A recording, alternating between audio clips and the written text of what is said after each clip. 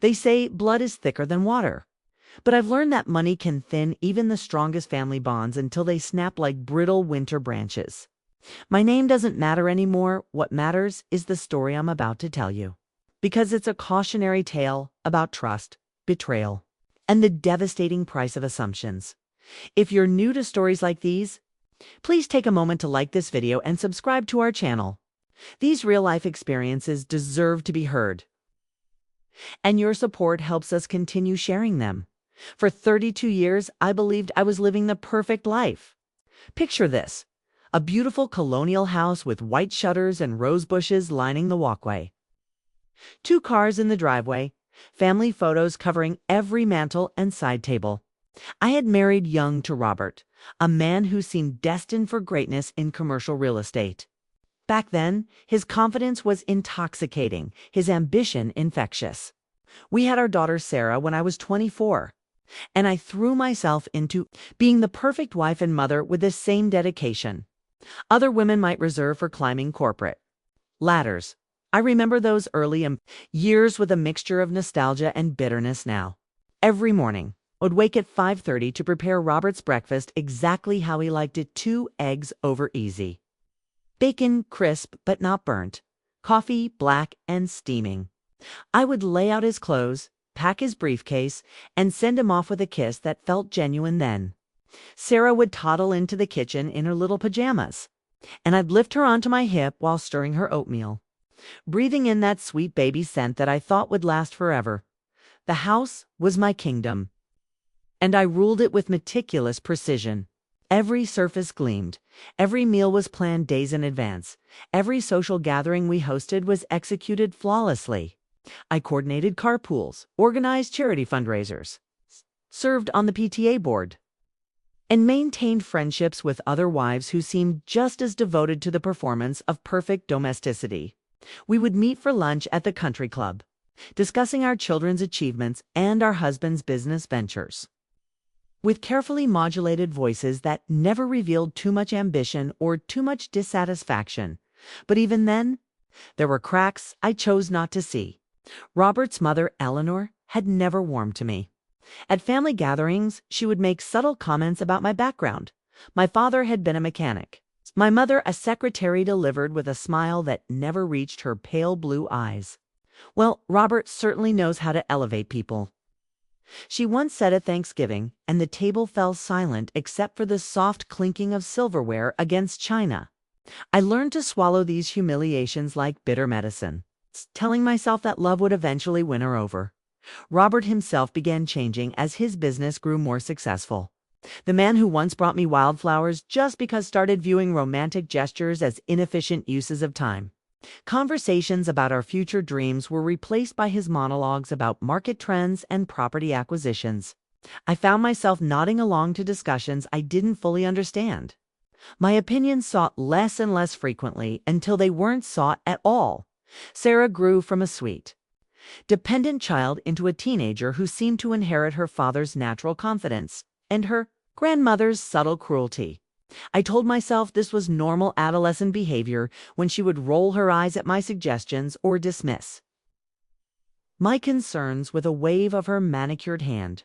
"Mom, you just don't understand how things work," became her favorite phrase, usually delivered while she scrolled through her phone with the kind of casual indifference that felt like tiny cuts across my heart. The first real warning sign came when Sarah was 16. I discovered she had been telling her friends that I was just a housewife, in a tone that made it clear she considered this a source of embarrassment.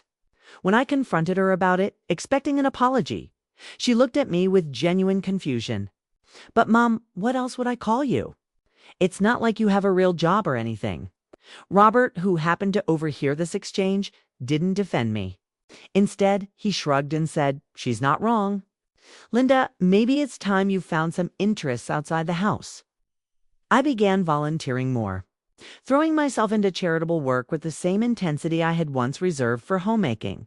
I organized fundraising galas, coordinated food drives, and spent countless hours stuffing envelopes for various causes. But even there, I felt like an outsider among women who had advanced degrees or professional accomplishments to discuss. I was always introduced as Robert's wife or Sarah's mother, never as Linda with her own identity and worth. The years blurred together in a haze of routine obligations and growing loneliness. Robert's business trips became more frequent and longer. Sarah left for college, initially calling every few days, then weekly. Then, only when she needed money transferred to her account. I found myself rattling around our large house like a ghost, maintaining spaces that no one else seemed to notice or appreciate. When Sarah graduated and announced she was marrying Michael, a young man from a family even wealthier than Robert's, I felt a complicated mixture of pride and foreboding. The wedding was everything she had ever dreamed of. A fairy tale event at an exclusive country club with 500 guests. Flowers flown in from 3 different states. And a dress that cost more than most people's cars. I threw myself into the planning with desperate enthusiasm, seeing it as perhaps my last chance to feel truly needed by my daughter.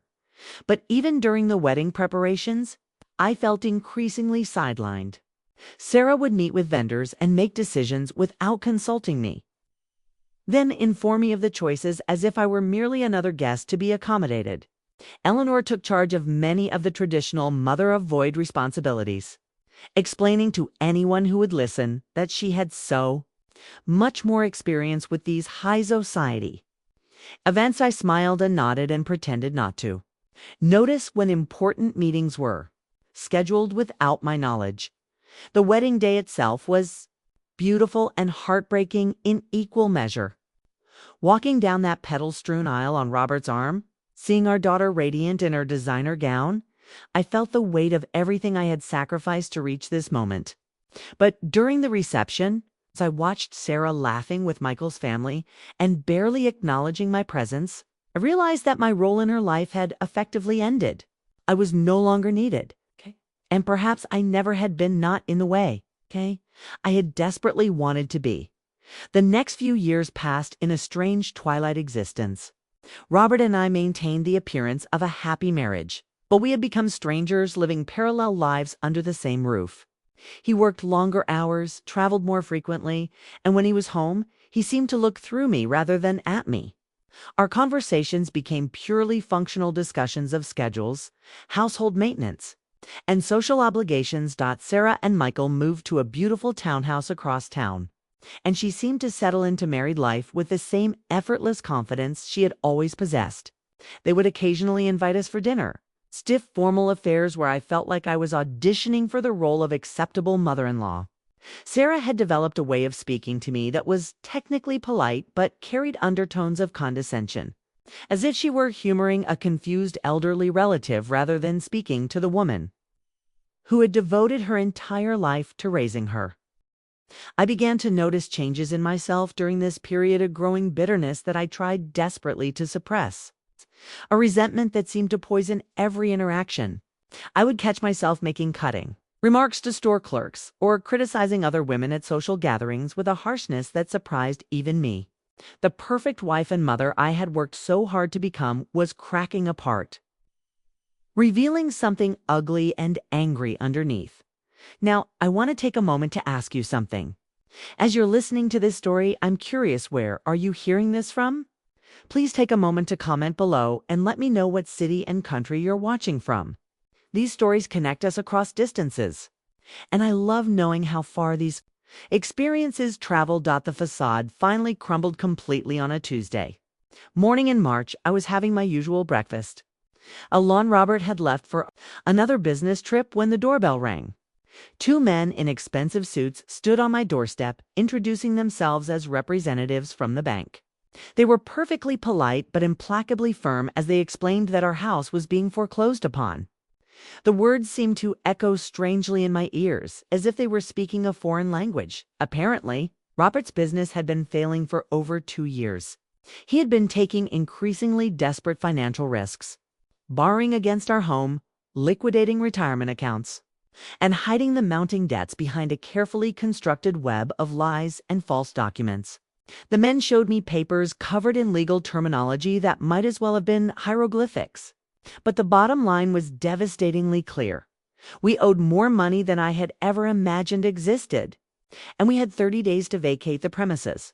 When I called Robert's office, His secretary, a woman I had sent Christmas cards to for 15 years, told me in a voice dripping with artificial sympathy that Mr. Patterson was unavailable and would call me back when convenient. He never did. Instead, I received a text message 3 hours later. "Linda, I'm sorry. I never meant for this to happen. I'll be in touch when I can." That was the last direct communication I ever received from my husband. The next few days passed in a surreal haze of phone calls, legal consultations, and the gradual realization that everything I had built my identity around was evaporating like morning mist. Our joint bank accounts had been emptied. The credit cards were maxed out and canceled. Even my personal jewelry pieces, that had been gifts for birthdays and anniversaries, had apparently been sold without my knowledge to cover Robert's debts. I called Sarah, expecting sympathy, support, perhaps an invitation to stay in their guest room while I figured out what to do next. Instead, I got a lecture delivered in the same tone she had once used to explain why she couldn't clean her room. "Mom, I'm really disappointed that you let things get this bad. You should have been paying more attention to the finances. And honestly, I can't get involved in Dad's business problems. Michael and I have our own life to protect." When I asked, my voice breaking, if I could at least stay with them temporarily, the pause that followed felt like an eternity. "That wouldn't be appropriate, Mom. You need to figure this out yourself. You're a grown woman." The final humiliation came when I discovered how Sarah was actually supporting her seemingly perfect lifestyle. A friend, one of the few who hadn't abandoned me when news of our financial collapse spread through our social circles, sent me a link with a message that simply said, "I thought you should know." The website was discreet, professional looking, but unmistakably what it was. And they're featured prominently with dozens of explicit photos and videos. Was my daughter. The profile described her as a sophisticated wife exploring her sensuality, and boasted hundreds of subscribers paying monthly fees for increasingly intimate content. The comment sections were filled with crude remarks from strangers discussing my daughter's body with a casual objectification reserved for pornographic performers. The math was simple and devastating. Sarah was earning more in a month from this website than I had ever earned in a year of marriage. Everything clicked into place with horrible clarity. The expensive clothes, the frequent spa treatments, the casual way she spent money on dinners and vacations that should have been beyond a young couple's means. While I had been struggling to maintain dignity in the face of financial ruin, my own daughter had been prostituting herself online to maintain a lifestyle she felt entitled to. The rage that consumed me then was unlike anything I had ever experienced. It was pure and clean and gave me purpose for the first time in months. If Sarah wanted to play adult games with adult consequences, then she could face adult justice. If she wanted to cast aside her mother in pursuit of money and status, then she could learn exactly how expensive those choices could be. I spent the next several weeks researching, planning, and preparing. I sold everything I owned of any value: my grandmother's ring, my mother's china, even my wedding dress, to hire the best private investigator I could afford. His name was Marcus Webb, a former police detective who specialized in financial crimes and had the kind of methodical thoroughness that comes from years of building cases that stick in court. Marcus was initially skeptical when I explained what I wanted him to investigate. But when I showed him the evidence of Sarah's online activities and explained the family dynamics, his expression grew more interested. "Mrs. Patterson," he said, leaning back in his chair, "if what you're telling me is accurate, there could be serious legal implications here. Tax evasion, unreported income, possibly even fraud, depending on how she's been managing the money." The investigation took 3 months and cost me every penny I could scrape together. But the results exceeded my wildest expectations. Sarah hadn't just been hiding her income from her family, she had been hiding it from the government. None of her substantial earnings had been reported on tax returns.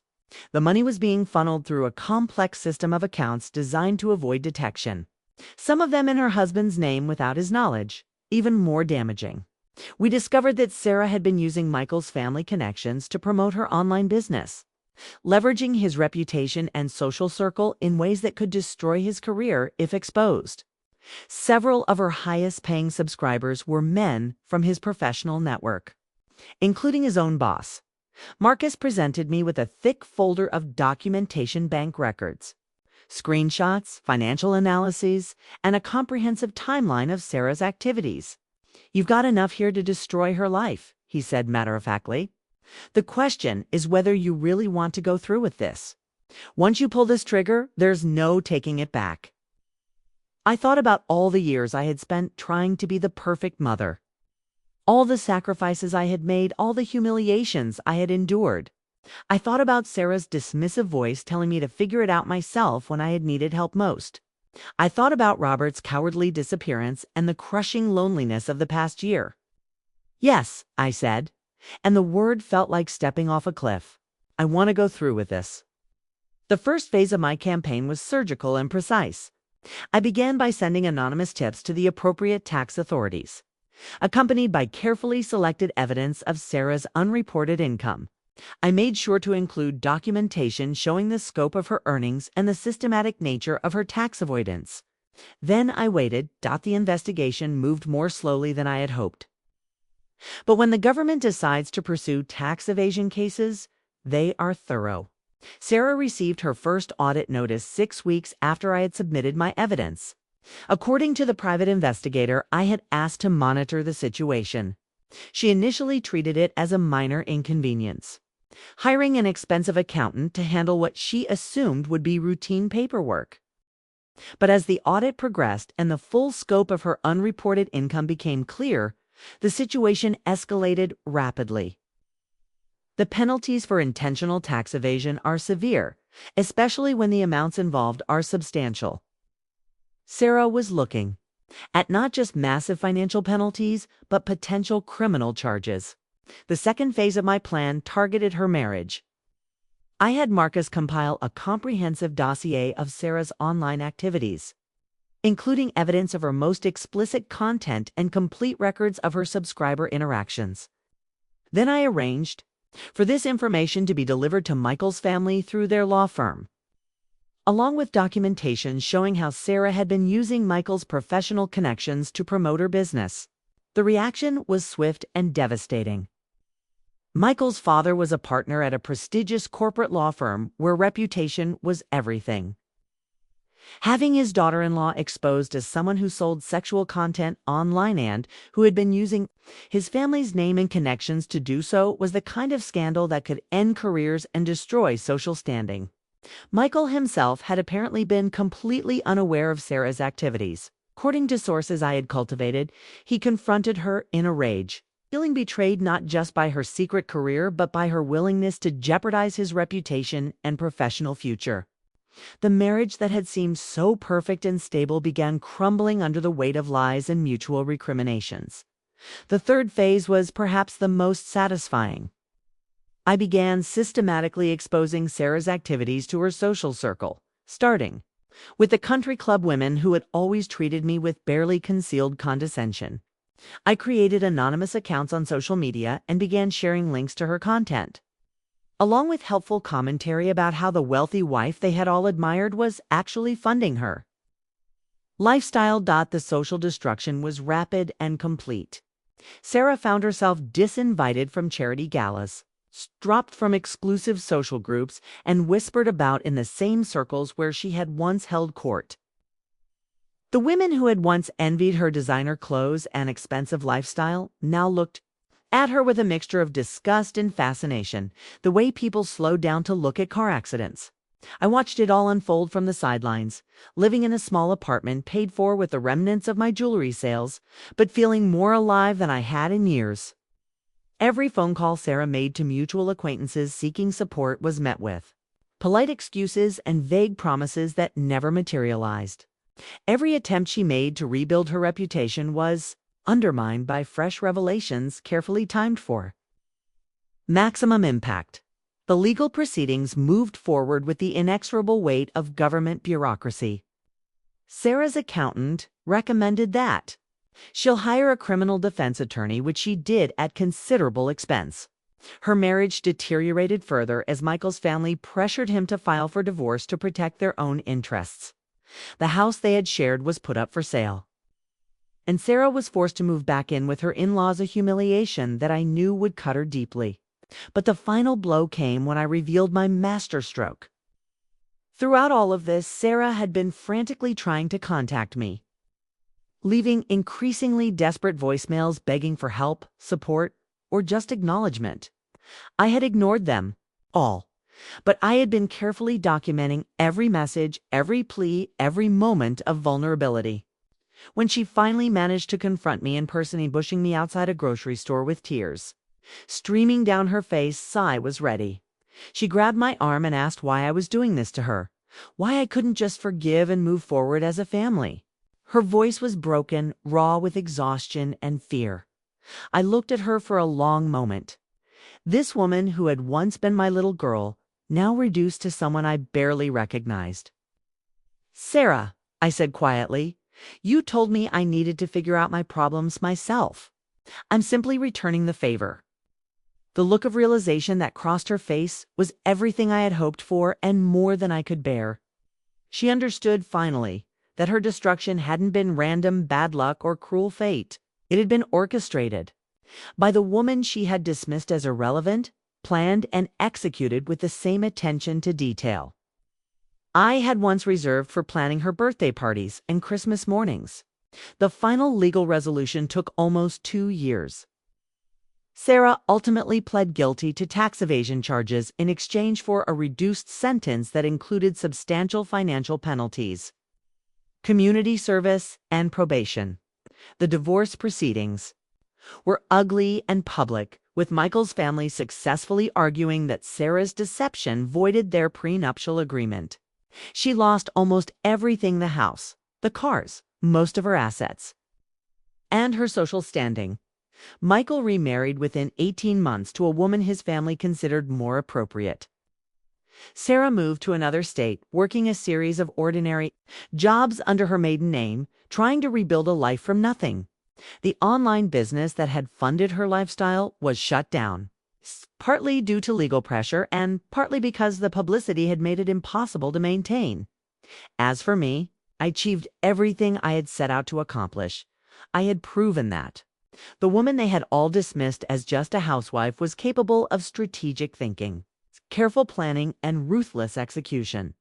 I had demonstrated that underestimating someone simply because they lack obvious power is a dangerous mistake. I had shown my daughter that actions have consequences, and that treating people as disposable comes with a price. But victory, I discovered, is a cold companion, sitting in my small apartment surrounded by the few possessions I had managed to keep. I found that revenge had not filled the emptiness that had been growing inside me for years. It had simply replaced one kind of pain with another. The satisfaction of Sarah's downfall was real but hollow, like eating sugar when you're starving, temporarily sweet but ultimately unsustaining. I had won, but what exactly had I won? My husband was still gone, my daughter was destroyed, my social life was non-existent, and my future stretched ahead like an empty highway. I had proven I was capable of cruelty, but I wasn't sure that was a lesson worth learning. I had demonstrated that I could destroy someone I once loved, but the cost had been becoming someone I wasn't sure I could live with. The house I had maintained so perfectly for 3 decades was sold to pay Robert's debts. The rose bushes I had tended every spring were torn out by new owners who preferred a more modern landscape. The rooms where I had raised my daughter and tried to build a life were repainted and refurnished, erasing every trace of our family's existence. Sometimes I drive past that house just to see it. The new family has small children. I can see their toys scattered across the lawn and their artwork taped to the windows. They seem happy in a way that makes my chest tight with something that might be regret or might be longing. I wonder if that young mother knows how fragile happiness can be. How quickly everything you think is permanent can simply vanish. Sarah sent me a letter last Christmas, forwarded through my attorney since she doesn't know my current address. It was short and carefully worded, probably reviewed by her own lawyer. She said she was working as a bookkeeper for a small business, living in a modest apartment and trying to build something honest and sustainable.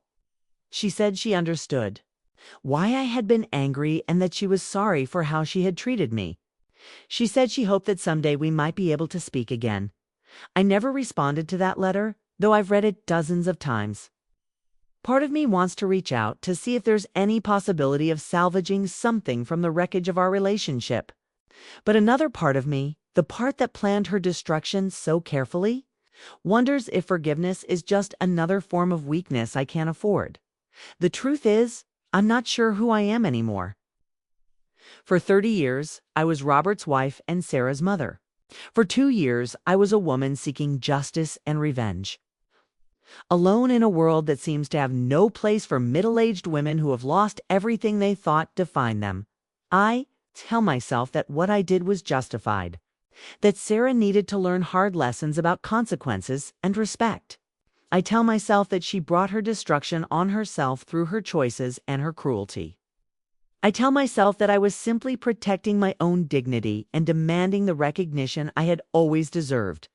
But late at night, in the silence of my empty apartment, I wonder if I simply became the kind of person I had spent my whole life trying not to be.